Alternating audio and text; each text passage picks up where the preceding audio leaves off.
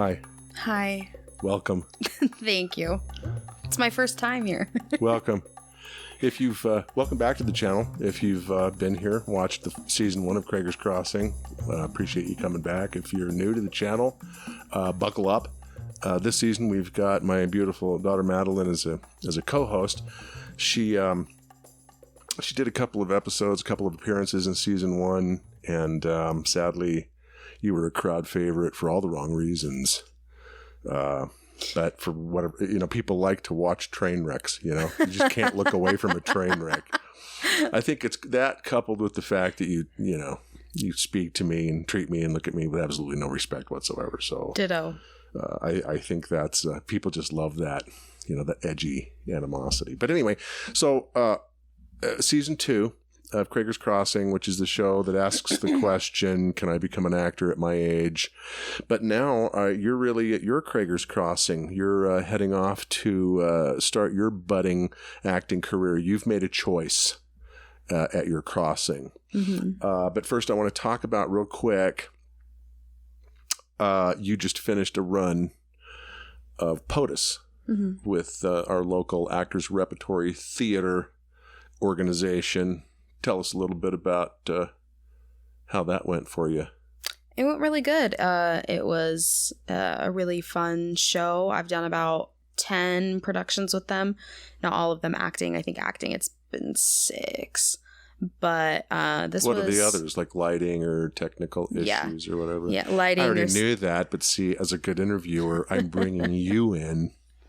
Anyway, go ahead. Lighting or sound, stage managing. But it was really fun. It was a great cast. It was a great script. I like my character. I like my lines. Yeah. It's just... do you mind if I make an observation? Yeah. They seem to typecast you in roles that require miles of cleavage. if you don't mind my making that observation. Well, I also think that I also have to remind people that I have quite a bit, so it no matter what I wear, it's gonna kind of look like that. You know what I mean? Yeah. But a little bit, but I do think that the characters, writing wise, and the way that I portray and the way that I, dress all these characters up in a way, they're all so different. Yeah, they might be a little on the raunchier side, and they all have that in common, but like Vixen was different from Susie in Parasite Drag, from Dusty, from Yvette and Clue. Yvette and Clue was very camp. That one was... Yeah, you were more Lucille Ball and less... I told, and Becky and I had talked about this when we worked on costuming for that one. We were like, we want it to be really funny, like really like niche, slutty made for sure, because I'm the first character that came out in that show, and we wanted it to immediately be like, oh, this is going to be funny. And so I really wanted like to a T for sure. And I was like, and Becky was like, are you okay with that? I said, yeah, let's use it. And that was fun for that one, because it was less. That Clue was fun because it was more of just like and I didn't have many lines, and so it was a lot of me backstage just like fucking around. But and then I get killed. Sorry, spoiler alert. I die. Great. And that was really fun. I was really excited to get killed. But yeah.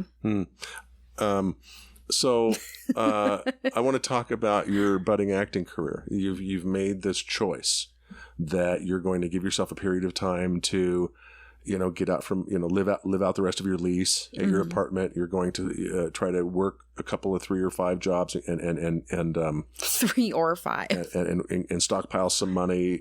And so at some time in the near future, let's say within a calendar year, you would sell all your belongings, sell your car, and head to LA. And what are your plans during that year? I mean, I know you're going to be working a lot trying to save money, but are you thinking about acting? Are you thinking about acting lessons? Are you thinking about, are there things you can go online and do to try to bolster your education? Yeah. So I'm taking classes on YouTube and stuff, and watching other actors that are successful, listening to interviews and stuff where they talk about how they feel about the craft and how they got into it. So taking classes, I also started a book that you recommended to me. The Meisner technique. Yeah. So I started reading that, studying that a little bit. I mean, I don't know if this really counts, but I've been making a lot of TikToks. I feel like that really. Well, hey, I love it. I love any content, any exposure that you can give yourself. But I'm more us talking doing about this. I want to post on. To answer your question, I want to post on Backstage a lot. I want to get up my profile for Backstage and start posting on that and seeing, what action I can get from that exposure, and build up credits that I can do from. And we talked about this. If I leave for like a weekend or 2-3 days, go film something, and even if the pay just pays for my plane ticket there and back, like that would be worth it for me. And then just kind of get more of this exposure and work on my end of it up until I can leave. I just got offered yet another role from Backstage. I've had in the year that I've had my Backstage profile out there, I've had 5 or 6, maybe. I'll go back and look. I've had 5 or 6 job offers where if I were in LA, paying acting jobs, a couple of them were stage work, a couple of them film work. I couldn't take them. They were very low paying, but I would have taken them if I were there because it was a decent, I'd have taken $150 for a day, to go do something for a student film if I got paid for. Anyway, I think that there's a lot of exposure. If they're willing to call me and offer me parts, these weren't. A couple of these were job offers. They weren't offers to come audition, and they did that simply from my Backstage profile, which frankly isn't that strong. I don't have a lot of credits, and so. Well, and I've read on Backstage they have like those little articles that you can click on, whatever, and you can read. And there was one of them that was like, a lot of casting directors will look at if you've done things like student films, because it shows like your interest in the art and whether you're like serious about the craft and what you want to do, because they know that you're not making a ton of money on student films. They know that these kids can't pay you a ton to come do their work, but also like it shows that it's more about the art than the money, and that you've taken a, what's the word I'm looking for, initiative in your. You've got some skin in the game too. And I should qualify this by saying my profile, these jobs that I can't take in my profile, when building my profile on Backstage, they make you pick a city that you're near, and you can't leave that blank. And the nearest city that was near, it was LA. So I had to click it. I had to pick a city. It was LA, New York, Chicago, London. I don't know what the choices were, but it wasn't anything around here. So I had to click LA, but I still put voice work. I have my own studio. I'm more interested right now in doing voice work. So these people that reach out to me through Backstage and offer me these roles don't read that. They kind of miss that part. They just see me, my picture, some of my stuff that I have on my profile in terms of audio reels and video clips and stuff like that. They don't really read that part, and I have to respond back and go, hey, I'm not in the LA area. I'm really looking for voice work. And they go, oh yeah, sorry, I didn't really read that specifically. But that's been kind of a trip up for me. But I'm glad that they don't, because I wouldn't have had this feedback. I think it's important to note that I'm getting some positive, legitimate job offers that I could have and would have taken had I been in the LA area, So I love it. I'm going to do another year of Backstage, and I think once you're ready to build your profile, you should do that too and put yourself out there and do exactly what you're saying. If there's something that comes along that's worth the trip, to go get the experience and the exposure. But my original question led more to, are you concentrating on learning the craft of acting more from an educational point of view between now and this next year, where you're preparing to go off and start your career? Is that on your radar, that you want to learn as much as you can?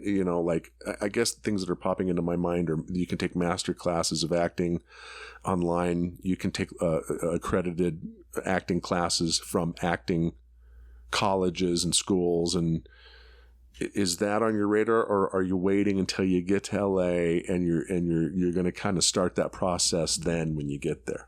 No, I've definitely, like I said, I got that book, and I've been taking classes on YouTube and stuff. And actually, Backstage does have a lot of resources that they do. You don't have to be a member of to have access to.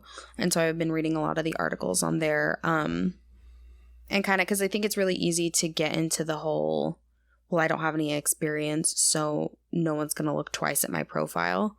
But I don't really think that's the case now that I've read more into it.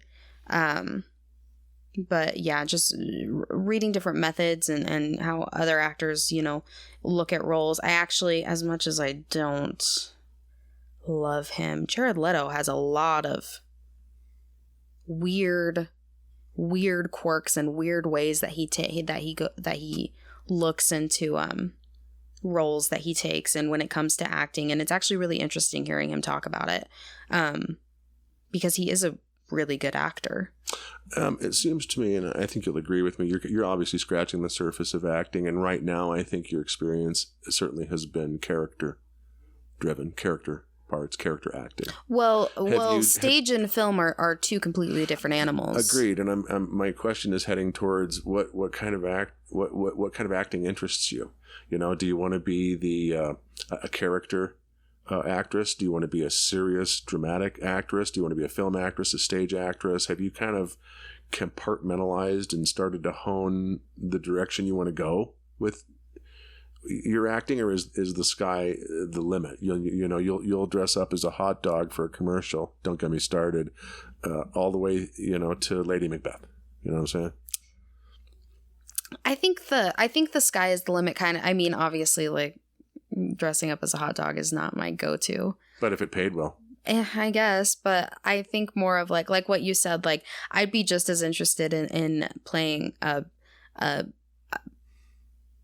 inmate in an episode of Orange is the New Black as I would playing Lady Macbeth on stage somewhere. Like it all just, I think that's what's really nice about Artie, is it's really shown me like that I do enjoy stage acting, and there really is something that I do love about live audience and character acting and stuff like that. Yeah. But I also do like to hone the ability to, take a step back from that. And I think that's the thing that I'm coming to right now and filming monologues and stuff is that, and that I'm working on is, I've got my character acting, my stage presence, my thing. I've got that down, and now I'm having to turn that around and learn this. Okay, film is you're up close to my face, and I've got to come into this like new like part of my brain, and get into a different space than I do like when I'm going up in front of an audience. And you and I have talked about this before, like method acting, and I don't see how that is, a tool that I would ever use, just from the way that, like I said, from going from stage to film is so incredibly different. Character acting versus dramatic acting versus, real life people that you're portraying, it's all so relative, and it's not always as tangible as you would think it would be.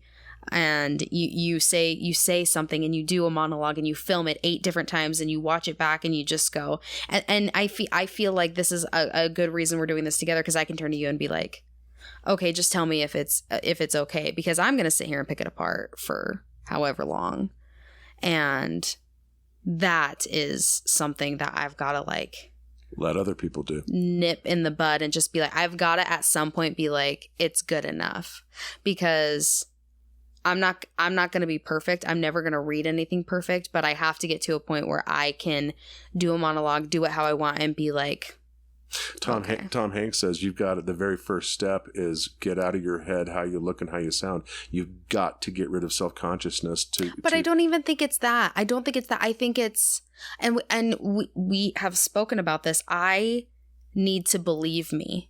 I need to, because I've done it before. And so I know that I'm capable of it. And that's why I think I've been so picky about it, is I need to watch something back that I'm doing and forget that it's me. Yeah. And if I'm not doing that, if I'm going, that's me, then that's not what I want to be. I can't, when I'm doing a part, I can't be me asking me questions. Yeah. Do you know what I mean? On the inside of my head, if I'm asking questions about the characterization or how I'm delivering a line, I can't close my eyes and be Jim asking me those questions. I have to be that character asking me those questions. I have to get to the point where, he's asking himself how to deliver this line, what to do in any situation. But if I imagine where it's me out of character on the outside here going, Jim, are you saying that line right? And you can see that. Are you seeing that line? Are you? And I start to pick apart the line or my tempo or my pace or whatever. That blows it for me. But if I put Guido, if I'm playing Guido and it's Guido out there going, what's your motivation on this line? I don't know. That seems to work for me. So I'm not method acting. So when they say cut, Guido's done. Yeah. But while I'm doing it, I'm method acting. And when I'm talking to myself in character. Absolutely. Because it's bad enough you'd have to turn it on and off when they say action and cut.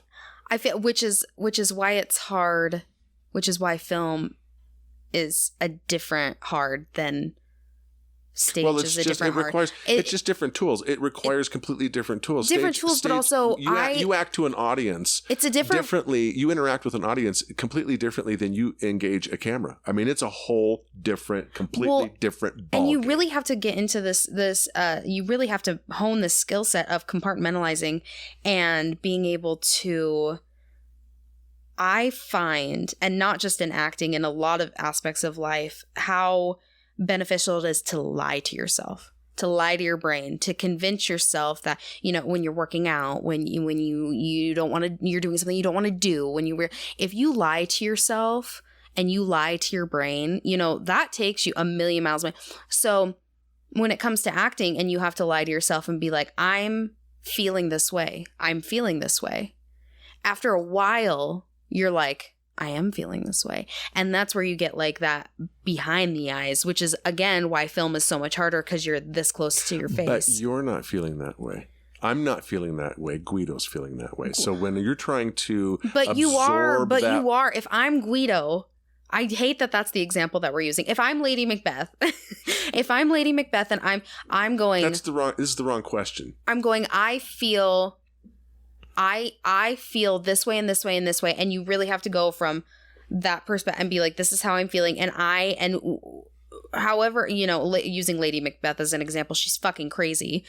You go to, I have to understand her crazy. I have to be like, this makes sense because of this, because of me. I can't be going, well, she's crazy, so I'm just going to play I've got to be like, I'm crazy, but like, man, like, I really need, like, my husband has got to be on the thing.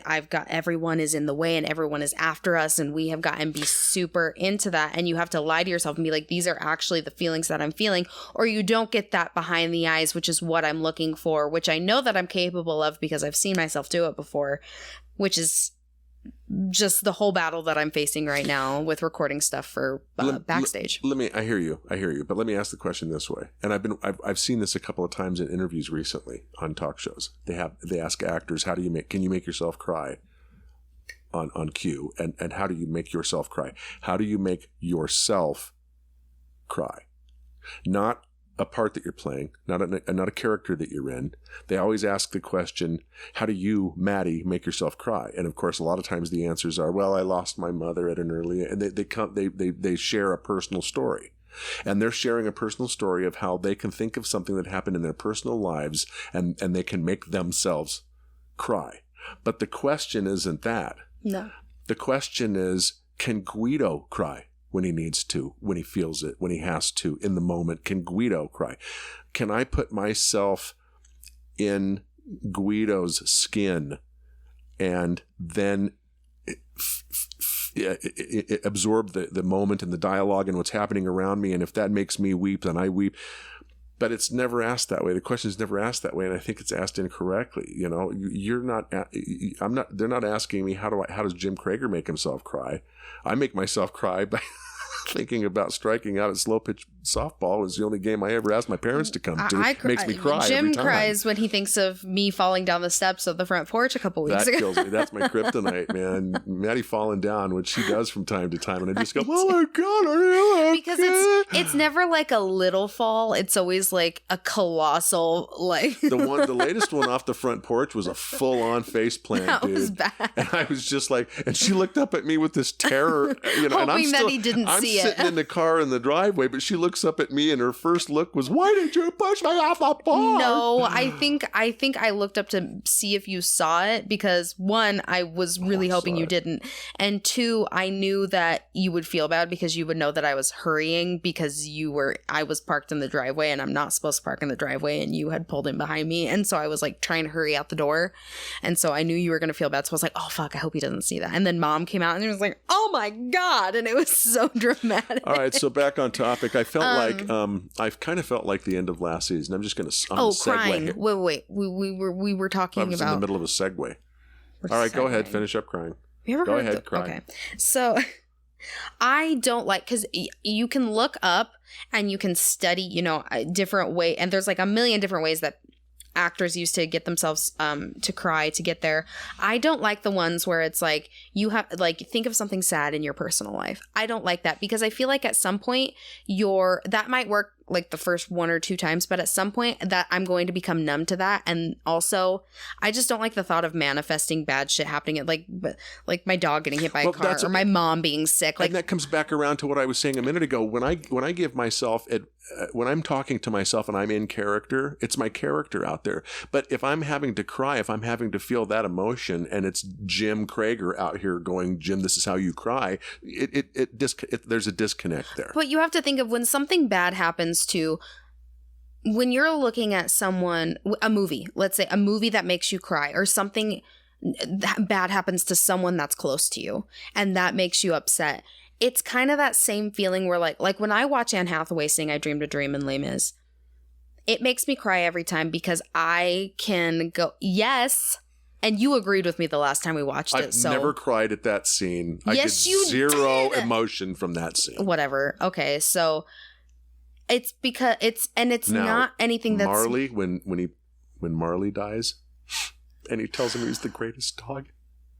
He's just the greatest dog ever. When Anne Hathaway is singing I Dreamed a Dream. Brian's song, Am I Lying? Brian's song, Brian Piccolo. He's got cancer. He's laying there in the deathbed. Jimmy Kahn is playing the part. And he's laying. You. Oh my God. Something for Joey. Because subconsciously. Something for Joey. It's a story of John Cappelletti. I'm not done. John Cappelletti, Heisman Trophy winner. Penn State. Dad. And his little brother Joey has.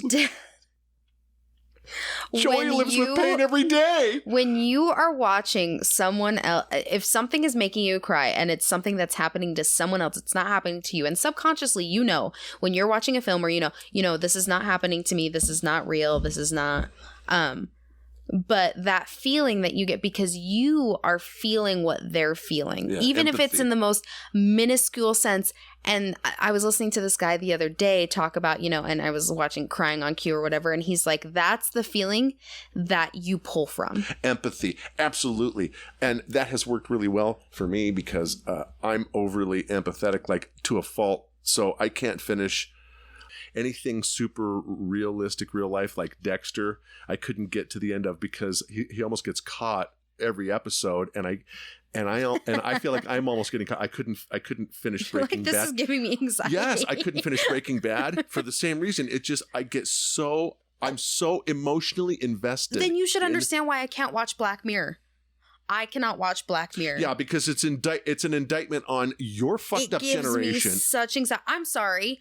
What generation put the fucking carpet over these hardwood floors, Barbara? Jesus. That was your job. All the boomers, that's the joke. All the boomers put all this carpet over the hardwood floors. True. You know what else we did? And I bitch about your generation because I feel like you're a bunch of self-important, pompous assholes that treat everyone we're going there. Like their time is less important than yours. Anything that you're doing is more important than anything.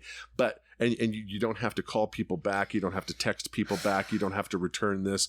And I sit here and I get really worked up about this, but then I realize it was my generation that came up with this little box that you bought from Ma Bell. And it was called, what was it called? A caller ID? I think that's what it was called, caller ID. Is that right? And it didn't have the name of the person, it had the number. So you had to commit people's phone numbers to memory. But if you knew their number, it was the very beginning of going, oh, I don't want to talk to that person. Oh, nope. I'm too busy right now. I don't want to talk to them. They'll have me on the phone too long. It was because the that very, saves you very from going. But you people have taken it to such an unhealthy level. You can hire and fire on your cell phones. You can ask someone to marry you on a cell phone. You can ask someone for a divorce on a cell phone. We don't have to face each other. We don't have to face each other on anything ever anymore. Is the red? Yeah, it is. So I don't know, man. I don't know. Please leave that in. That's been bugging me. Please leave that in. Is that? Are we even recording? He's in the middle of a tangent, but are we getting this? Are you getting this? It's still, I can still hear this hum. Anyway, so I find that interesting. I really do. And that's how I look at that. That particular skill in acting. Being able to draw on emotions, huge. Being able to draw on emotions instantly and make it real.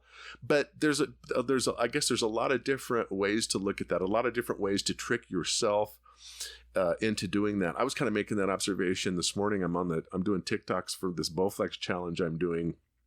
And I can't make it very far yet on the Bowflex. I'm only on day 2. But I do remember back when I finally get to the point where I can get all the way through a program, it's because once you get going, you have to put your mind someplace else. You have to pretend. You have to do a lot of pretending. Like one of the things I do is I pretend like I'm already working out with the body that I'm going to have once I'm in shape. I don't imagine myself, with my big fat slurpy body doing on there trying to get through a workout. But when I'm on there, I'm thinking, I'm like, I've got a Terminator, and zero body fat and little skinny guy, and I can do this all day. And so you kind of got to get your mindset into not working out with the body that you currently see when you look down, but a different body that you'll see. One way. Yeah, that's one way to do it. Or being like, I'm not tired. I do that to myself all the time. I go, I'm not tired. This doesn't hurt. This isn't ripping me from the inside out. I did make this observation again on this TikTok today about one. It's not the breathing that kills me. When I get so out of breath, that's not what stops the workout. When it feels like you're inhaling shards of glass. What stops me is my legs. Say that's it. What stops me is my legs. They become spaghetti noodles, and all of a sudden I'm about to go blam, and I'm just gonna drop. And I have no bone in my legs. It's just flubby flesh, and it just goes, and there's nothing, and I can't get off the thing. They're just rubbery. So once I get past that, I think I'll be okay. So anyway, back to here's why I started. I kind of grew concerned when I did the recap of the end of season 1. Mm-hmm. I really kind of felt like that was just becoming a commercial for K2 Studios and this event center and the things that we're trying to get on here, the side gigs that I'm trying to do. And I told you I disagreed. And I was having a hard time getting auditions put out at that time. Plus, I don't know if you remember, but editing was really pissing me off, and so I remember. Full disclosure, it's been 5 months since my last episode. And during that time, we've been trying to get the event center, K2 Event Center going, and the Sim Lounge going. We're finally starting to get bookings. It's November 2nd, just after Halloween. We finally get some bookings this weekend. Things are trending in the right direction. But I felt like I was getting away from acting. The whole point of this podcast: follow my acting, follow my auditions, see where it goes, and that sort of thing. And now to follow your journey. So I want to recommit myself this season to that effort. The place is now up and running. It's the simulators here. We're getting everything's up in place, and now we're just waiting for the hordes, to come in.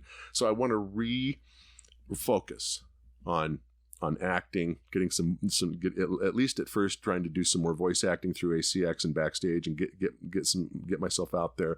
I'm trying to do a lot more content on TikTok. I know you are, but also I'm excited that I'm going to have you for a co-host. I think this is going to be better than trying to get guests in here. I'm not opposed to doing that, but I found it's very difficult to do that. People it's tough. It's tough to get people's time. It's almost like they'd rather hand you cash than commit their time. And I understand that. I'm the first guy in line to understand that. But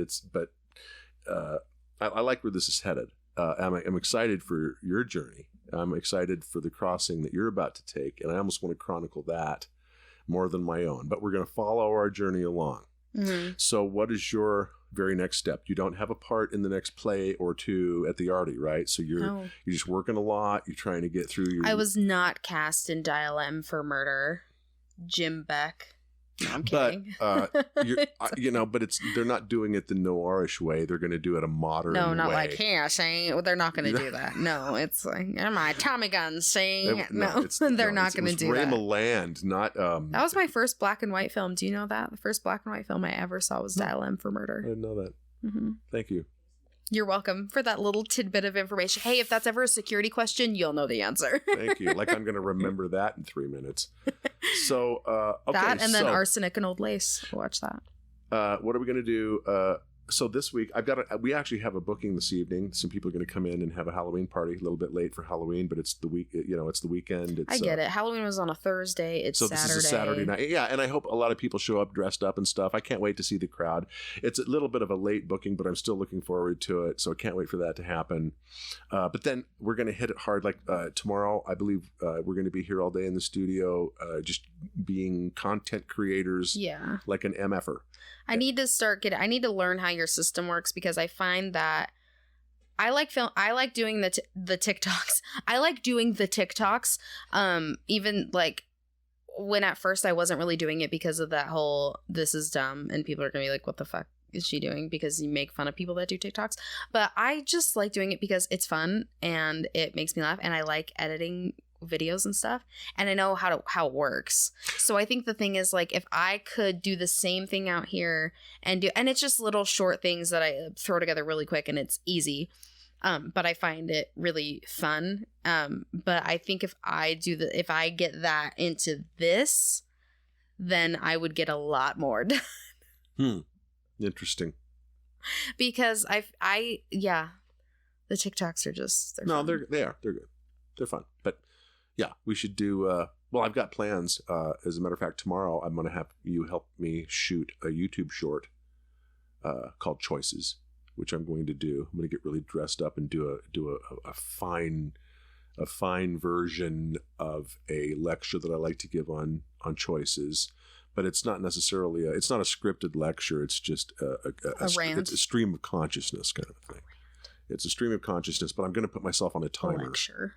So, but it's really good, and everybody should tune into my YouTube channel and watch that, because I like to give it to kids that are about to graduate high school. I think it's some good perspective. I got it from a mentor that I had in tech school in the Air Force. So I didn't get it in high school, but I got it shortly after. But it's just a really good way of thinking about choices. It's not a lecture. He didn't give a lecture on this guy that I'm going to talk about. He didn't give a lecture on how to make good choices. He gave a lecture on how to trick your brain into what choices you leave yourself. And I'll leave it at that. But anyway, I'd like some help with that. Tomorrow we'll be in the studio all day. We're going to do an episode a week. This is episode 1, season 2. There's no name to the episode.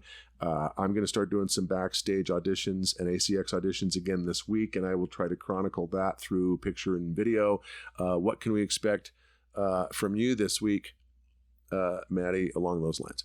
Some more TikTok content. Some TikTok content from the both of us, and hopefully some monologues that I finally deem worthy of putting out onto anything. Yeah, that's right. We're working on some audition reels for you, and we've already done some preliminary filming. I'm still tweaking sound and lights and stuff. Still trying to learn all that, but yeah, we're heading down the right road. Yeah. Heading down the right road. Oh, duh. So, is that it? You have anything else to add? No. Okay. We're going to sign out. I want to shout out special thanks to the Texas team. Carly and Chris and I was like, who? My Texas team, Carly and Chris, and all their efforts. They've really been helping out a lot, especially with the event center and the website and getting that thing up and running. Responding to DMs, messages, setting things up, all the shit that we're not good at. Yeah, understanding my website because I don't understand my website. All the good things. But I really appreciate them. I got a shout out to them. A shout out, of course, to Mom. My lovely Michelle, for her patience and her understanding, and for her keeping me fed and happy through this process. Well, anyway, love you, miss you. See you next week. Hey, good job. Good job. You didn't actually make an ass out of you.